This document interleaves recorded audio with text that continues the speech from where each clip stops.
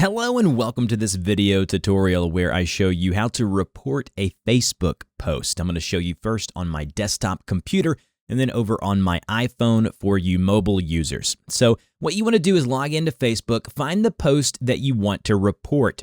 Once you've found that post, there will be three dots right here in the upper corner of that specific post. Click on those three dots and then you'll see a bunch of different options. You then want to go to Report Post right here, and it lets you know that it's not going to let that user know that you reported it or why you reported it.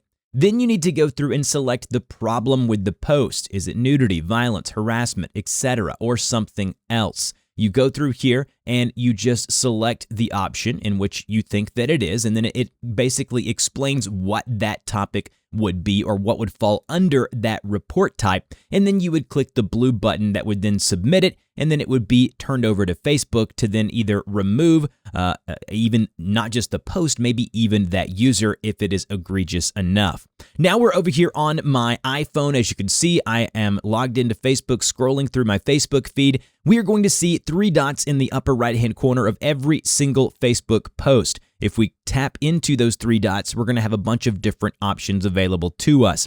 Next, we need to go down to where we see Report Post. Tap into Report Post. It's then going to bring up the different reasons as to why you should report a post on Facebook. Nudity, violence, harassment, things such as that. Go ahead and tap into the one that you think basically categorizes this post. It'll then give you an explanation of what this, reporting thing is about, making sure you are honest and you're not just reporting because you don't like someone. And then you tap the blue submit button and then it's turned over to Facebook. So that's how you report a Facebook post on both desktop and mobile. If you have any questions about this, please put those in the comment section below and I will see you guys in the next video.